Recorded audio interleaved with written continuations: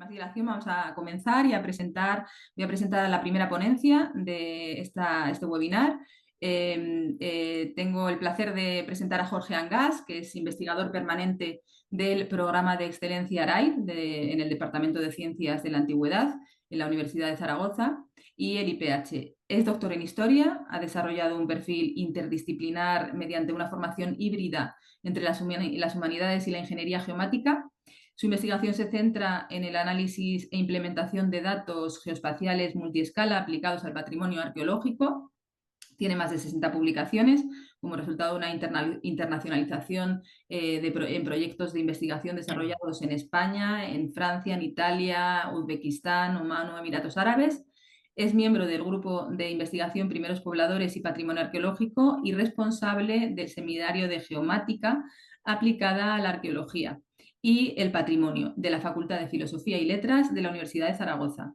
Actualmente lidera el proyecto nacional de la Agencia Estatal de Investigación DIGER y el proyecto europeo UNITA Starting Grant ERON.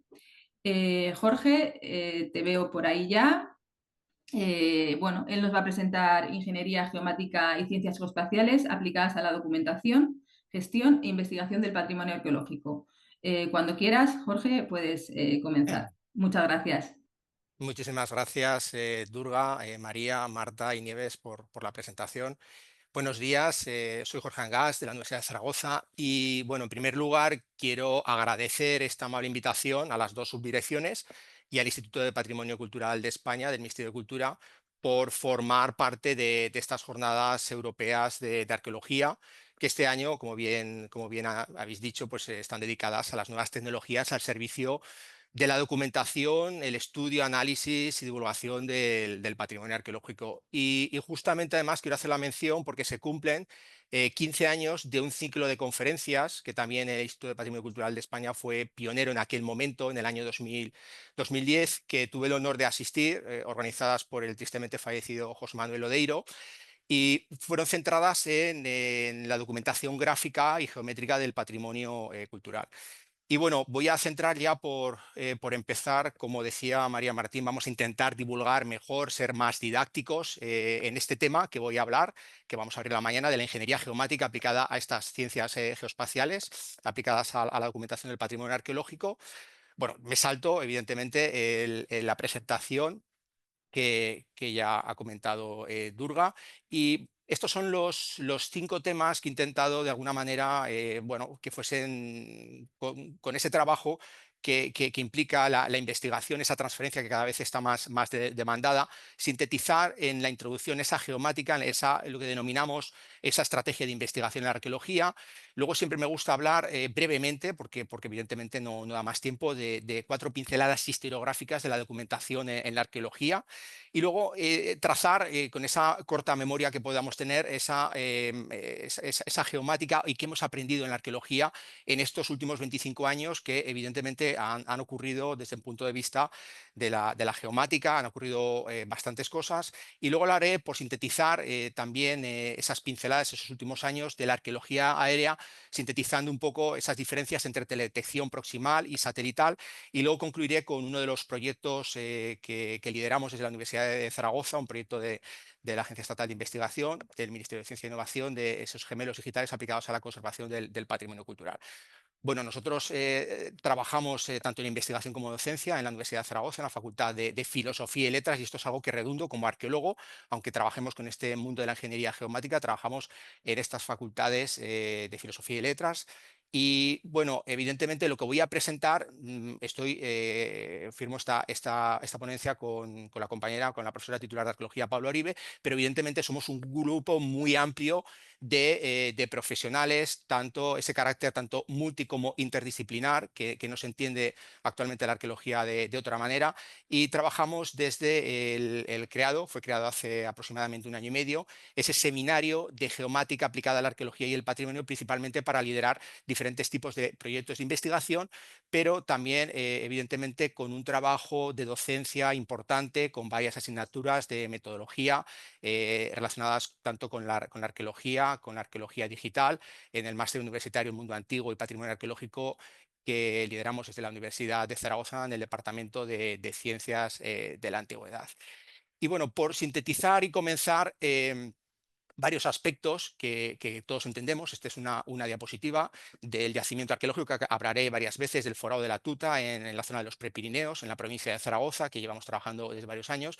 Esa relación que tenemos entre la arqueología de campo, estamos excavando aquí un complejo termal, ¿qué relación puede tener esto con la arqueología digital? Pues yo creo que cada vez es más indisoluble. Hace 15 años, cuando hablaba de este congreso que se organizó desde el Instituto de Patrimonio Cultural de España, bueno, gente trabajaba, gente no, con la arqueología digital, pero ahora prácticamente el mundo de la arqueología, el que menos trabaja con un sistema de información geográfica, con un SIG, o trabaja con sistemas de fotogrametría. Es muy sencillo realizar esos modelos fotogramétricos, ¿de acuerdo? Entonces, hemos aprendido en que realmente tanto la arqueología de campo sea indisoluble a esta arqueología digital, pero realmente el cambio está que la arqueología digital también vaya a esa arqueología de campo. Esto es quizá lo que ha cambiado en esos gemelos digitales como réplica virtual de un objeto, sistema físico real, con la capacidad de integrarse con datos en tiempo real o multitemporales, que esa es la clave, multitemporales y multiescala, para tanto simular, monitorizar, predecir comportamientos o transformaciones. Esto, evidentemente, ¿qué quiere decir? Que hay una bidireccionalidad del campo a la arqueología digital y de la arqueología digital, una vez que hayamos desarrollado, a la arqueología del campo para intentar ese replanteo o esa, como llamamos en de la teledetección, esa comprobación de la verdad terreno. Bueno, eso es una definición, no es, hay muchas, conjunto de técnicas computacionales aplicadas a la documentación, tratamiento, análisis, interpretación y difusión, almacenamiento de esa información arqueológica. De esto se desprende este término, que es el que, digamos, tenemos ese paraguas dentro de la arqueología digital, la geomática como conjunto de ciencias que se integran en los medios de captura, tratamiento, análisis, interpretación, transferencia, que es lo que estamos haciendo hoy, y almacenamiento de la información geográfica con disciplinas como la topografía, la geodesia, cartografía, la fotogrametría o la teledetección. Añadiría también aplicado esa herramienta de investigación tanto multiescala como multitemporal, que combina proyectos multidisciplinares e interdisciplinares, que no es lo mismo. La multidisciplinaridad implica la colaboración entre varias disciplinas, pero no necesariamente integradas para resolver un objetivo. Y la interdisciplinaridad es la cooperación que resulta de aplicar capacidades, conocimientos, métodos y perspectivas de una de las disciplinas convencionales a la comprensión y resolución de un objetivo, que es de lo que se trata con ese equipo que mostraba antes del Seminario de Geomática Aplicada a la Arqueología de la Universidad de Zaragoza. Nosotros estamos en la Universidad de Zaragoza, pero evidentemente esto es una diapositiva, una radiografía, digámoslo así, de cuál es el panorama nacional de este tipo de laboratorios. No solamente hacemos esto en la Universidad de Zaragoza, aquí evidentemente no están todos los que son, pero aquí sí que con diferentes particularidades sí que son todos los que están en esta radiografía, tanto en centros de investigación como pueda ser también en centros universitarios con diferentes tipos de grados o másteres aplicados a esta arqueología digital. Y de entre el SEGAP, este Seminario de Geomática Aplicada a la Arqueología, nosotros, por sintetizar a qué nos dedicamos a esto, es estos 5 puntos, que es ese registro, esa documentación, que además de registrar y documentar con diferentes tipos de técnicas y tecnologías, que no voy a ahondar demasiado en esta presentación, la parte, digamos, fuerte es ese procesamiento como humanistas, como arqueólogos, ese procesamiento, ese tratamiento, ese análisis e esa interpretación. Muchas veces nos equivocamos, tenemos que coger, principalmente fijándonos en otras disciplinas, ver exactamente cuáles son esas interpretaciones para, evidentemente, predecir ese tipo de comportamientos que hablaba.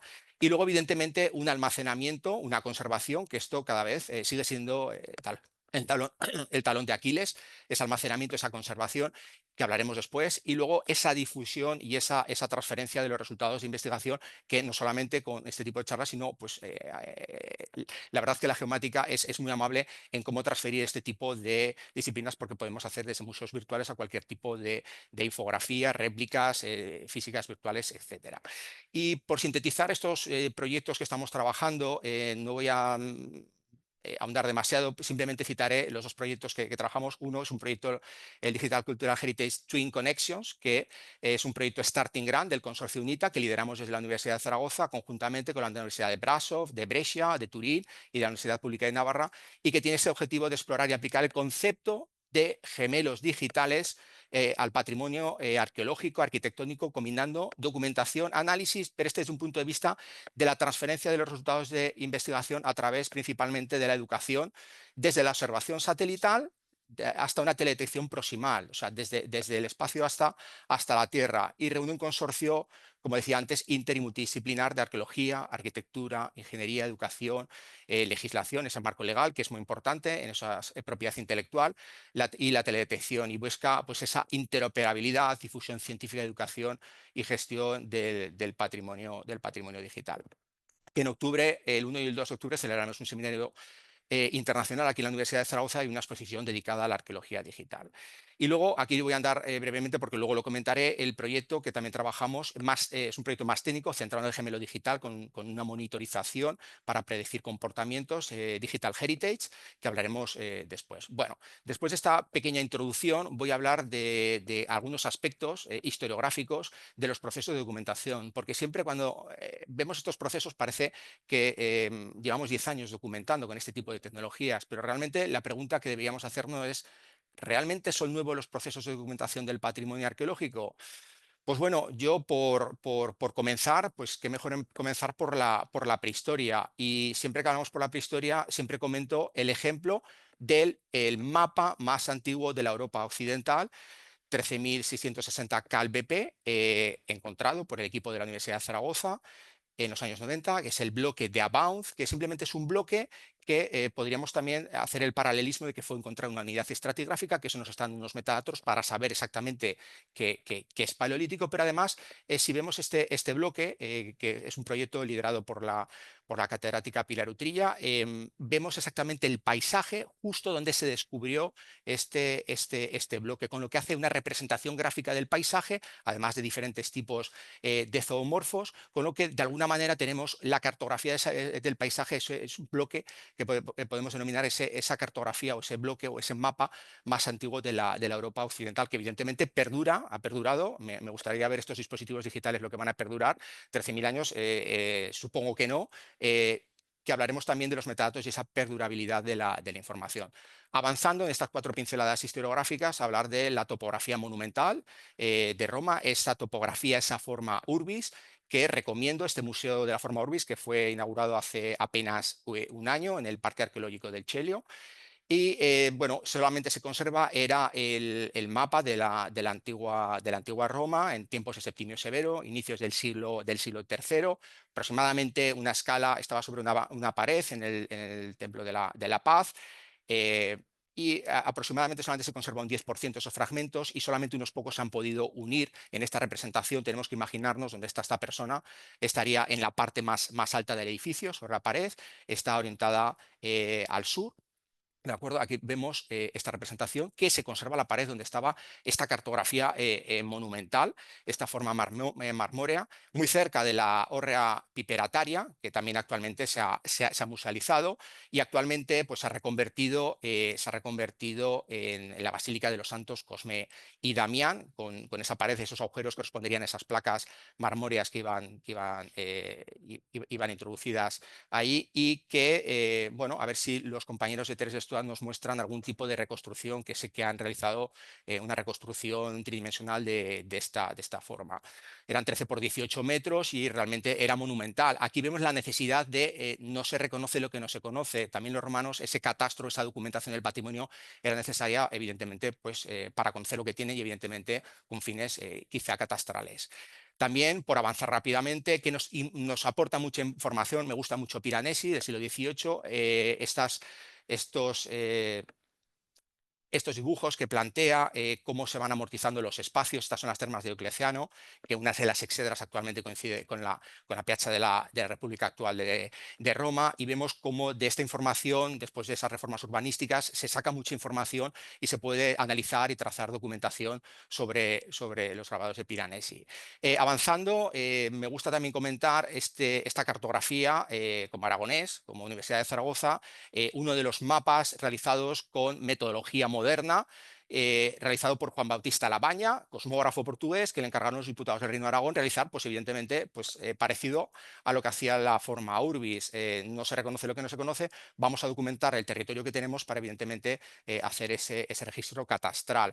Y Labaña presumía de que se había realizado, como dice aquí, con instrumentos matemáticos usados de poco y que cotejen ustedes ese mapa, que decía a los diputados del Reino de Aragón. Uno de los primeros mapas realizado con instrumentación moderna inicios del siglo XVII. Y ya por avanzar, parece que es nuevo esto de la fotogrametría, pero ya Stolz, que fue el precursor de la marca flotante, estamos hablando de 1882, en Persépolis utilizó esta marca flotante, evidentemente para esa tridimensionalidad, que parece que es nuevo. Los modelos 3D en el siglo, a finales del siglo XIX, en 1882, ya trabajaban con esta profundidad, con esta fusión binocular, evidentemente para generar esos modelos 3D.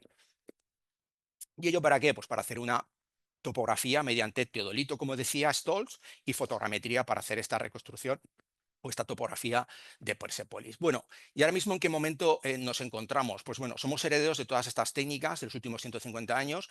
Hablamos de esa fotografía de mitad del siglo XIX, con técnicas fotogramétricas, la aviación, que hoy podemos ver con todo el elenco de drones y diferentes tipos de sensores que trabajamos con, que nos aportan muchísima información en la arqueología, esas técnicas de computación, inteligencia artificial, etcétera, deep learning, etcétera, que estamos trabajando. Y luego, evidentemente, en el último cuarto del siglo XX, esa revolución de instrumentos óptico-electrónicos que todavía a día de hoy arrastramos, que nos da sobre todo una velocidad tal que podemos hacer digitalizaciones y documentaciones. El problema está en otro ámbito, ¿no? En cómo conservamos, pero lo que es la documentación en sí se realiza de una manera bastante rápida. ¿Y en qué punto o de qué manera se documentó todo esto o en qué nos dimos cuenta que era necesario trazar unos apéndices en cómo tenemos que documentar? Bueno, si nos vamos a ICOMOS, me gusta siempre mencionar eh, esa Carta de Venecia de 1964, que hablaba ya en su artículo 16 que todos los trabajos de conservación, restauración y excavación irán siempre acompañados de la elaboración de documentación precisa. Es de las primeras veces que se toma conciencia que necesitamos documentar de manera precisa y se sientan las bases que posteriormente servirá para la Convención de Patrimonio Mundial de París de 1972, que digamos que fue ya el germen, y de ahí salieron diferentes tipos de instituciones, fue traducido a diferentes idiomas, y de ahí salió el germen ese CIPA, en principio solamente CIPA, muy centrado inicialmente en la fotogrametría arquitectónica, y luego ya cogió el apellido Heritage y ya, digamos, de alguna manera amplió. También me gusta mencionar por hablar un poco de esta historiografía, toda la colección de English Heritage, que fueron pioneros en cómo utilizar diferentes tipos de sistemas de documentación, trazando también diferentes normativas, ISO, estándares, que en patrimonio luego hablaremos, es donde se encuentran varios de los problemas en la propia documentación.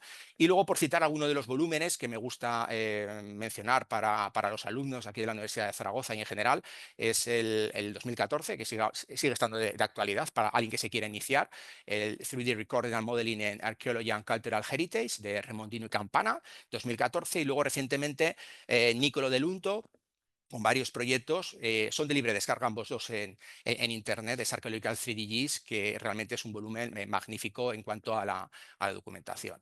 Bueno, actualmente principios de cómo documentar hay muchos, unos por ICOMOS, CIPA, etcétera. También desde el comité que pertenezco de ICOMOS, del comité el Comité Científico Nacional de Arte Rupestre, hemos elaborado también unas prerrogativas, que también la documentación tiene una parte importante. ¿Y Europa qué dice a todo esto? Bueno, pues Europa dice unos principios básicos hacia la digitalización, y Europa ya de alguna manera se cansa de subvencionar proyectos de lo que entre comillas hemos denominado castillos dando vueltas. Vale, ya tenemos, vamos a modelar y de alguna manera lo que necesitamos es extraer información, vamos a generar bases de datos. Habla ya de conceptos quizá abstractos que nos falta todavía, de ese blockchain o esa trazabilidad de toda la información que nos vienen, que yo creo que a través de, bueno, cuando venga ese euro digital, cada vez más tendremos ese concepto de blockchain o trazabilidad de la información. Y en ámbito nacional, simplemente por nombrar, a mí, bueno, estos son gustos personales, me gustaban mucho y me siguen gustando esas recomendaciones técnicas del Instituto Andaluz de Patrimonio Histórico del año 2011, una primera versión, luego salió un segundo volumen de introducción a la documentación del patrimonio cultural, con varios capítulos específicos a patrimonio mueble, patrimonio inmueble, inmaterial, paisajes culturales, patrimonio arqueológico subacuático, que de alguna manera pues sientan unas bases. Y ya para finalizar este congreso, seminario que se hizo allí físicamente en el Salón de Actos del Instituto de Patrimonio Cultural de España en el año 2010, que de alguna manera fue pionero en su momento porque se sentaron un poco las bases de lo que hacíamos cada uno y bueno, se generó un documento que han pasado 15 años, pues yo creo que sigue siendo de actualidad para ver esa diacronía de dónde venimos y ver aquellos problemas que teníamos en 15 años, que yo elaborando alguna de las diapositivas de esta ponencia, pues evidentemente algunos de aquellos problemas los seguimos manteniendo, luego comentaremos. Y bueno, yo animo porque también está de libre descarga en Calameo este manual que realmente es muy importante en el Ministerio de Cultura. Siguiendo con el tercer punto y rápidamente, por no dilatarme demasiado, ¿qué he aprendido en la arqueología de la geomática en los últimos 25 años? Bueno, podríamos decir aquí un montón de conjuntos: anastirosis virtual, diseño en 3D, divulgación, visitas virtuales, arqueología de urgencia, nos sirve, inteligencia artificial, interpretación, pruebas periciales también, sirve también esta arqueología digital para pruebas periciales. En Aragón tristemente hemos tenido 2 ejemplos que se han empleado. Pero yo me voy a la parte, digamos, que ha cambiado en la documentación o en el concepto. Bueno, pues tenemos cambios en la documentación y yo digo cambios, pero podría decir problemas conceptuales, sociales, metodológicos, tecnológicos, económicos, administrativos y de propiedad intelectual. No me voy a extender mucho, pero evidentemente la metodología va por un lado, la tecnología va por otro y a veces pues tenemos una velocidad diacrónica, ¿no? Económicos, pues evidentemente también.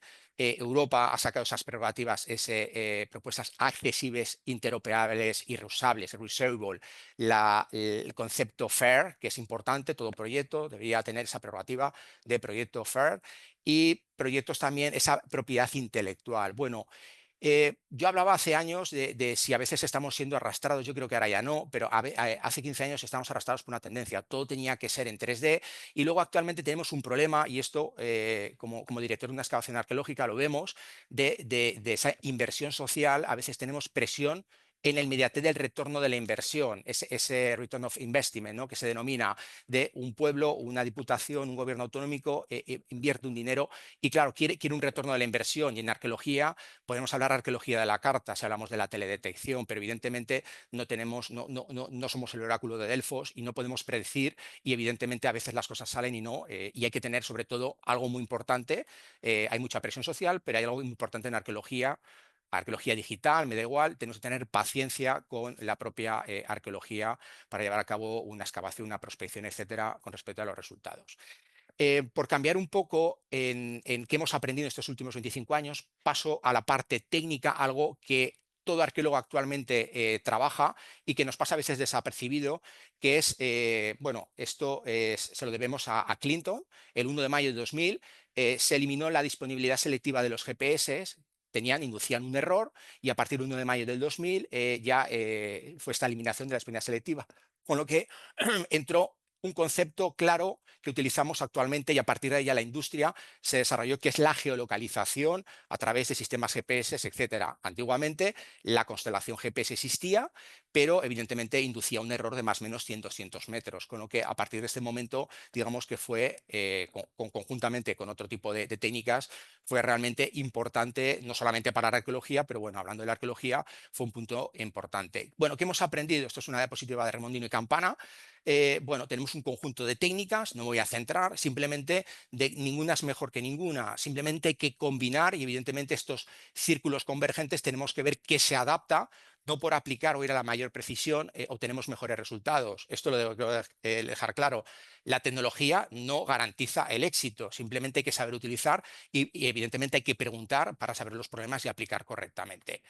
Y bueno, aquí hay muchas tecnologías, no voy a tampoco incidir, simplemente por diferenciar lo que es metrología, lo que es topografía y lo que es cartografía, que evidentemente está en la precisión, en la precisión de los registros de topografía clásicos. O bueno, vamos a metrología dimensional, que podemos hacer con un sistema de luz estructurada, que aquí con los alumnos de la Universidad de Zaragoza realizamos ese tipo de digitalizaciones. Bueno, eso estaría más de cara a la metrología que a la topografía. Cuando hablamos ya más de 10 centímetros, pues hablamos ya más de sistemas cartográficos. Bueno, ¿y qué ha pasado en estos 25 años? Pues hemos pasado de lo que hacíamos en el año 2002, 2003, 2004. Está la presa romana de Muel, con la ermita de Nuestra Señora de la Fuente, con pinturas de Goya, que está aprovechando esa cimentación de la presa romana de Muel. Pues teníamos esto punto a punto, este tipo de topografías o documentaciones que realizábamos. Esto lo hacíamos hace pocos años, ¿de acuerdo? Cuando hacíamos punto a punto estas digitalizaciones, hemos pasado en pocos años de esto, hemos pasado a lo que nos propone Europa, de Cultural Heritage Cloud, con el European Collaborative Cloud for Cultural Heritage, ¿no? Que hablaba antes de esos blockchains o ese tipo de trazabilidad que de alguna manera, entonces, realmente ha sido un cambio. En alguna parte no ha sido progresivo y hemos pasado esto de ese punto a punto, hemos pasado, no, tenemos absolutamente esta Baja Feria de Zaragoza, tenemos absolutamente todo el modelo, podemos seccionarlo, sacar información, guardarlo, etcétera, de cualquier parte, no necesitamos ir otra vez porque ya lo tenemos totalmente digitalizado y lo que nos permite, pues evidentemente, cuando hacemos esa predicción de modelos, este tipo de documentaciones es clave. Hemos pasado esto, hemos pasado también a esto, estas gafas de realidad inmersivas, de poner el modelo en zonas. Esta es la cueva de la Fuente del Trucho. Bueno, este es el Centro de Arte Rupestre de Colungo, pero tiene en la aplicación, en el único ejemplo de arte paleolítico que tenemos en Aragón, que es la Fuente del Trucho, que no se puede visitar, pero de alguna manera el Parque Cultural del Río Vero pues, decide este tipo de técnicas para que de alguna manera pues, un visitante en el Centro de Arte Rupestre pueda visitar esto, porque la cueva, pues, por motivos de conservación, no se puede visitar y prácticamente es totalmente inmersivo. Esto hemos pasado en muy pocos años a, no me voy a extender, diferentes ejemplos de anastilosis virtual. Podemos hacer ejemplos, podemos digitalizar, ver hipótesis científica para comprobar a pues reconstrucciones 3D de yacimientos de la Edad del Hierro, que tristemente no existe. Este es el Cabezo de la Cruz. Fue arrasado. Y esto, como decía Durga, aquí hubo, digamos, una mala praxis por no definir correctamente un sistema de coordenadas. Y cuando esta es la autovía Mudéjar, que conecta Zaragoza con Teruel y Valencia, el momento que se dieron cuenta había un yacimiento arqueológico que nadie se había dado cuenta, pues porque evidentemente estaba mal posicionado. Bueno, pues ¿para qué sirve? En su momento no se puede hacer esta reconstrucción porque esto es el año 2004, pero recogiendo correctamente esta información se puede hacer esta reconstrucción 3D.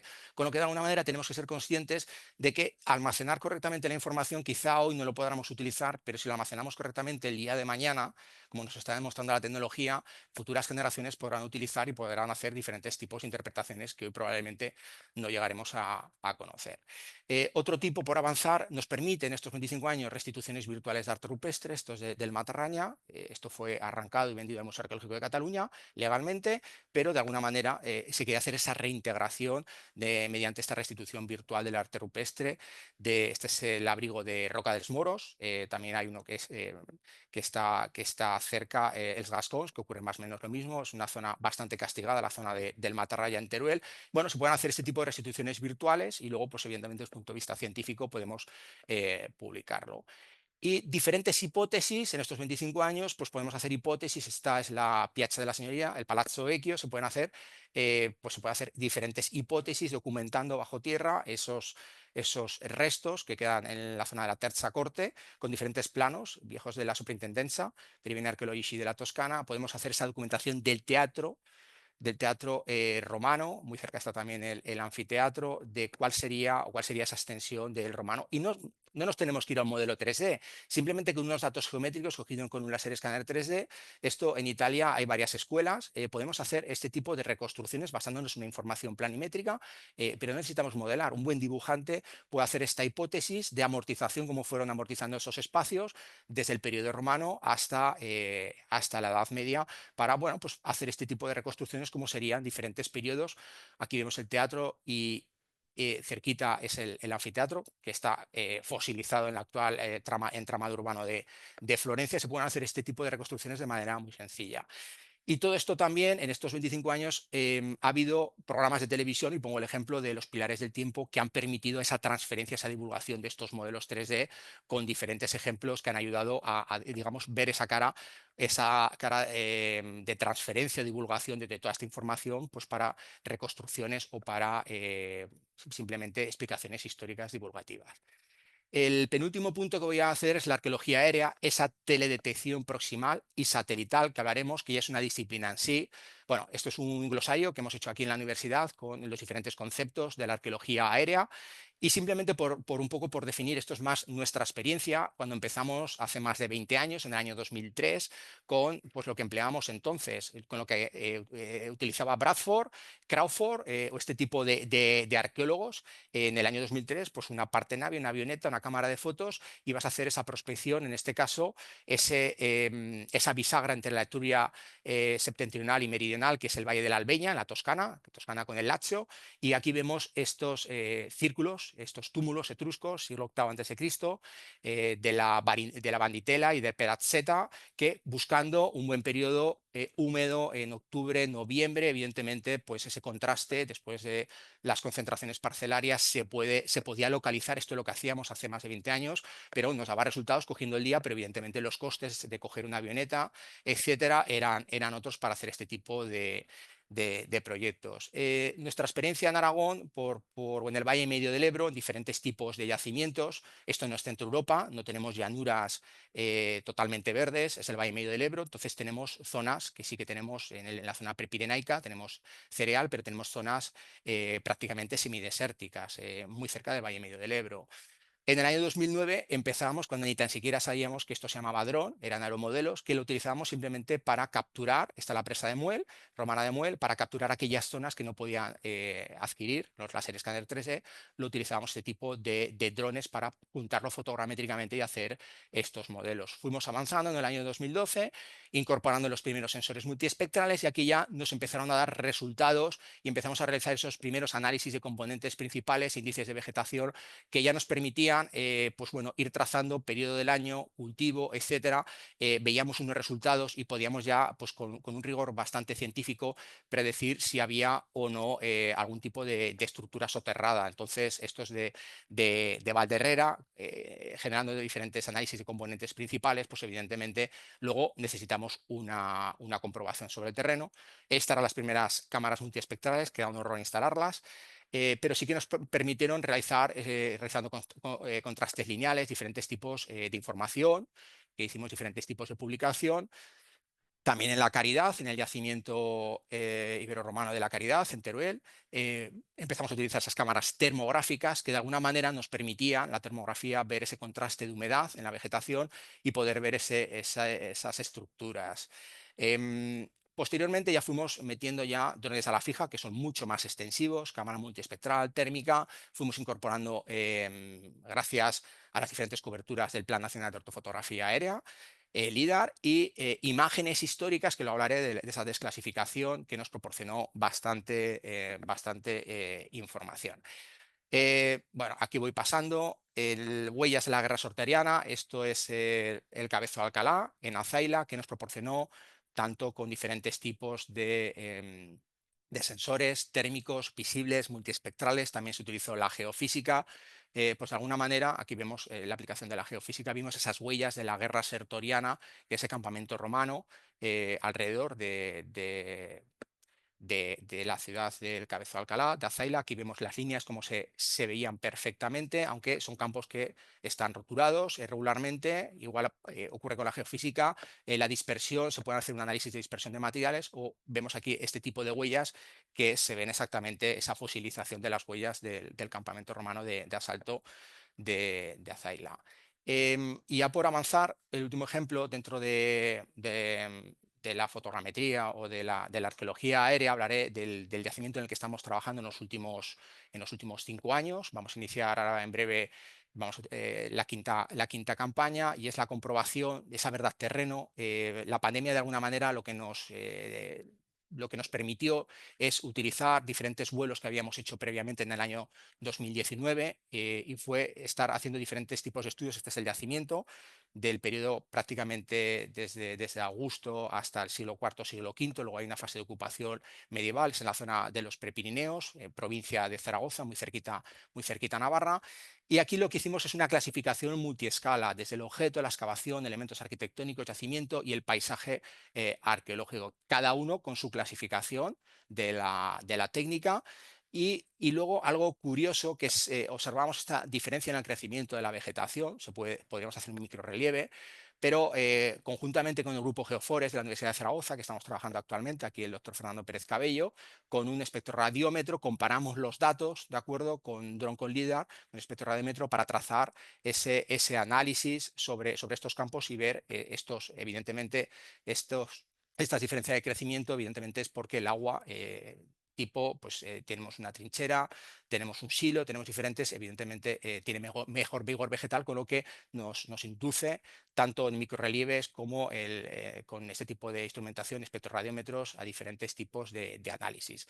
Aquí vemos el campo del Forado de la Tuta, voy rápidamente, RGB, trazamos en el año 2021 estas 4 catas y en la zona B encontramos diferentes tipos de indicios. Aquí vemos un cruce de calles, una verificación de los datos sobre el terreno. Esto es un ACP realizado mezclando esa información multiespectral del dron, que evidentemente hicimos la excavación arqueológica y evidentemente nos salió un cruce de calles, con lo que estamos hablando de una ciudad y no una villa, porque la estructura era bastante monumental. O realizado otro ACP en esta zona de aquí, bueno, realizamos diferentes tipos de lo que llamamos arqueología a la carta, con diferentes tipos de interpretación, de análisis de componentes principales. No me meto, bueno, en la banda 3, lo que realizamos y, bueno, tuvimos la suerte bueno, la suerte, no suerte, porque había ciencia detrás, pero la suerte de encontrar un magnífico mosaico que coincidía con el vestíbulum de un conjunto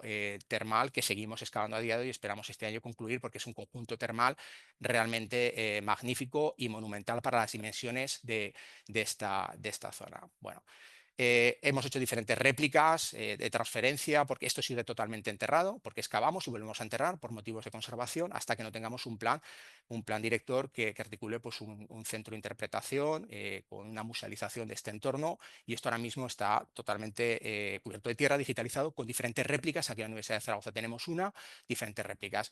Bueno, esto de las técnicas geoespaciales también, de alguna manera aquí teníamos unas cloacas, decidimos introducir este tipo de robots para ver ese entramado de la cloaca, porque no podía hacer una persona prácticamente, y gracias a la empresa Panatec nos dejó este equipo, aquí está Raúl, pues nos dio unos resultados magníficos, porque de alguna manera los diferentes sistemas, tanto de drone como georradar que pasamos, no nos da información al respecto sobre esta cloaca y bueno, vimos diferentes puntos que coincidían con desagües, con lo que de alguna manera lo que estamos haciendo es conectar la parte subterránea con todos los datos. Aquí vemos la cloaca con diferentes divertículos que van accediendo y luego además aplicación de este tipo de técnicas te permite posicionar y ver profundidad sobre el terreno en diferentes zonas, con lo que te permite hacer un análisis pues prácticamente al instante y trazar esa planimetría. Y ya por último, acabando la arqueología aérea, la de teledetección a veces, hemos estado hablando de teledetección proximal, ¿de acuerdo? En cuanto a la escala y la detección satelital en aquellas zonas, y esto en concreto es el apartado referente a un proyecto del Ministerio de Ciencia e Innovación de arqueología de los centros de producción, cerámica y de consumo en Asia Central, una aproximación desde la teledetección, un proyecto coordinado con la Universidad de Zaragoza, IP Paulo Aribe, la Universidad de Barcelona, IP Verónica Martínez, que de alguna manera se apoya en varias campañas arqueológicas desarrolladas en Uzbekistán que se habían realizado previamente sobre otros proyectos de investigación como convocatorias nacionales, Fundación Palar en los últimos 15 años, con catedráticos como Josep María Gur, con Enrique Ariño de la Universidad de Salamanca y la colaboración del Instituto de Bellas Artes de la Academia de Ciencias de Uzbekistán dirigido por Zakir Pidaev. Y hemos realizado este tipo de análisis. Esto es una zona separada entre Uzbekistán y Afganistán. Este es el Amudaria, que separa ambos países, y estamos centrándonos en un periodo más o menos, está la ciudad de Termez, en periodo de Alejandro Magno. Y entonces aquí teníamos una problemática de aplicación de la geomática o estas tecnologías geoespaciales, es que este yacimiento desgraciadamente fue la puerta de invasión en la guerra soviético-afgana, Afganistán desde Uzbekistán, con lo que está bastante deteriorado, con lo que necesitábamos tener un modelo digital del terreno o intentar hacer una aproximación de cuáles eran las estructuras previo a este periodo. Y para ello utilizamos el satélite espía, que esto también se lo debemos a Clinton, que desclasificó Corona, con lo que desde el punto de vista arqueológico nos ha aportado mucha información desde los años 60 hasta el año 72. Y hemos realizado diferentes tipos de reconstrucciones, no solamente en Uzbekistán, también en la península arábiga, en Emiratos Árabes, sobre esta digitalización mediante modelos digitales del terreno, modelos digitales de superficie, mejor dicho, ¿de acuerdo? Mediante pares estereoscópicos que utilizaba este tipo de satélites con una resolución pues para los años 60-70 medianamente aceptable, entre 1,8 metros por píxel, para hacer este tipo de interpretaciones sobre cuál era ese entramado de la ciudad de Termez, de periodo de Alejandro Magno, la primera zona, la ciudadela, hasta el periodo islámico, las partes del Saristán, etc. Esto lo hemos realizado con un web mapping, porque no todos esto es importante, no todos los investigadores conocen correctamente las técnicas, con lo que esos sistemas de web mapping online te permiten ir corriendo, ver, interpretando y luego algo fundamental, hace falta comprobarlo, no nos vale solamente con el satélite, tenemos que ir al terreno y comprobar esa verdad terreno para ver todos estos datos de estas imágenes pancromáticas del satélite histórico de Corona que nos pueden proporcionar. Bueno, esto fue publicado y ahora seguimos trabajando con el proyecto de la agencia estatal de Pablo Oribe y Verónica Martínez, seguimos trabajando en uno de los yacimientos, es en Zartepe, el periodo Kushan, y aquí ya hemos aplicado diferentes tipos de análisis de componentes principales. Este es el entramado urbano de Zartepe, y aquí hemos hecho una automatización. Es necesario agilizar todo lo que podamos los procesos previos antes de ir a campo. Hemos hecho automatización mediante Python de ACPs, índices, filtro de paso bajo y paso alto, desde aquí a través de Cristian Iranzo de la Universidad de Zaragoza, para pues trazar esto. Esto se incorpora dentro de un sistema GPS, nos vamos a campo para ver, comprobar esta verdad terreno, si es o no es. Y esto estuvimos en junio del año pasado en Zartepe para esa comprobación arqueológica, esa verdad terreno en Zartepe.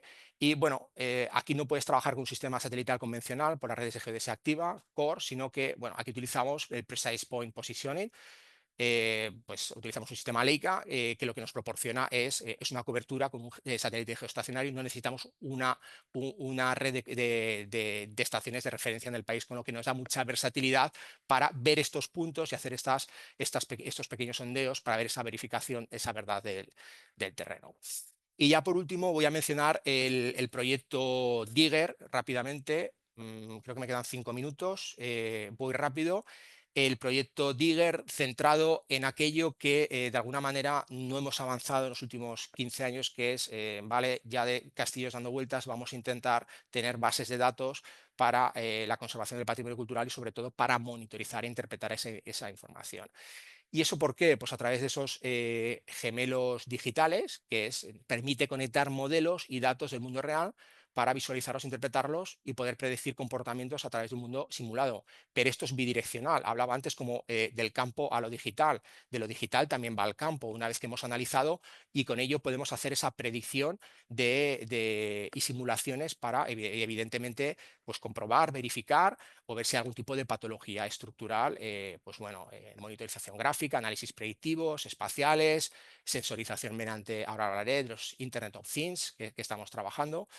Bueno, este es el proyecto Digger, que también es un proyecto del Ministerio de Ciencia e Innovación, y propone una plataforma web basada en gemelos digitales para la gestión y monitorización e interpretación de estos datos satelitales. Permite conectar este mundo real con su réplica, y lo que de alguna manera lo que hemos hecho es 5 ejemplos de yacimientos arqueológicos, algunos arquitectónicos. Estamos haciendo una prueba de concepto mediante esta plataforma, que la plataforma estamos trabajando y en la universidad estamos incluyendo bastantes más modelos, que tengan una capacidad geométrica, una trazabilidad de la información con metadatos, una monitorización, una interoperabilidad, lo que Europa decía, ese FAIR, esa escalabilidad, multiescala y multitemporal, capacidad de simulación, accesibilidad y usabilidad de la información. La usabilidad también es importante, los datos no son míos, es un proyecto público, se podrán compartir con otros proyectos, y luego sobre todo ese almacenamiento de datos, y para ello hemos utilizado el CESAR, que se llama aquí en la Universidad de Zaragoza, es el Centro de Supercomputación,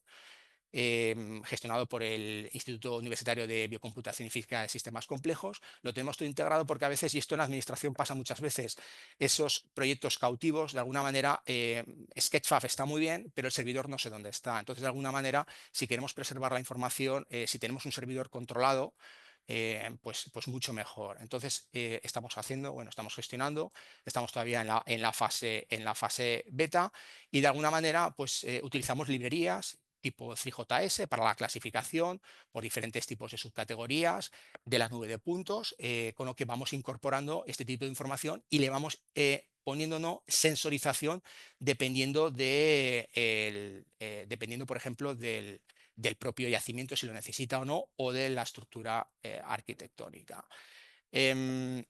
Aquí, bueno, tanto el nube de puntos como el modelos mallados, con posibilidad de pues, incorporar diferentes tipos de anotaciones que podemos vincular con la base de datos. Y esto, sobre todo, la ventaja es que estos métricos lo podemos vincular a nuestra base de datos y lo tenemos, lo tenemos físicamente en un sitio que podemos controlar. Bueno, estos son diferentes. Esto es una mano que se encontró en el yacimiento de Artieda, concretamente también de mármol de Luna y Carrara. Otro tipo de arquitecturas, como el monasterio viejo de San Juan de la Peña, que también estamos controlando. Y aquí lo que hemos introducido es este tipo de sensores, que de alguna manera son sensores que en tiempo real los hemos incluido en ese gemelo digital, nos permite ver esos warnings o esas alarmas, detecta, y de lo que se trata es almacenando este tipo de información junto con el gemelo digital para hacer estos análisis predictivos sobre diferentes tipos de patología que pueda sufrir este tipo de arquitectura con este tipo de sensores. Bueno, esto es una plataforma que hemos generado, que además nos dice exactamente el vector, o sea, la persona que lo ve no tiene por qué tener un conocimiento técnico, puede ver en este caso el clinómetro con distanciómetro, puede hacer un tipo de selección, puede exportar los datos, pero sobre todo esa alarma ve el vector, ve exactamente hacia dónde tiene ese tipo de patología estructural. Bueno, aquí vemos las diferentes partes, es el sistema beta de monitorización, detección, ¿de acuerdo? Entonces, bueno, aquí simplemente seleccionas un tipo de clinómetro y es bastante sencillo tanto verlo como poder visualizar cualquier tipo de patología. Paso rápidamente. Bueno, aquí vemos el vector y luego además tenemos ese modelo 3D abajo que podemos ver dónde tenemos colocado este sensor. Podemos ver y podemos localizarlo para ver si hay algún tipo de problema. Esto también en la iglesia de la Mantería de Zaragoza, que sí que tiene problemas más que visibles. Y aquí además lo que hemos hecho es un sistema, de alguna manera, esto es un dron de espacios confinados que se denomina, especial para interiores, que en la parte izquierda vemos esa nube de puntos de LIDAR que va volando y va escaneando al mismo tiempo, pero también vemos ese field of view del dron para poder medir exactamente si tenemos un tipo de patología, y una vez que ha volado podemos reproducir ese mismo vuelo con esos mismos parámetros para de alguna manera tener un conjunto de bases que mediante videogrametría se puede descomponer, se pueda generar modelos 3D, pero sobre todo tenemos un punto cero de partida que nos permite volver, ir con el dron, poder comparar y comparar cualquier tipo de patología estructural. Aquí vemos el modelo 3D, etcétera. Esto es un programa que hemos integrado dentro de la plataforma. Y bueno, esta es la mantería, lo mismo que pasa con San Juan de la Peña, tenemos el modelo 3D, vemos aquí ese vector exactamente donde tenemos el problema. Y nada, como esta ponencia se va a grabar, bueno, dejo aquí algunas referencias bibliográficas que he comentado en esta breve charla. Tenemos aquí, bueno, dejo algunas referencias, perdón, me he pasado 2 minutos y nada más. Muchísimas gracias por la invitación y por la atención prestada. Gracias.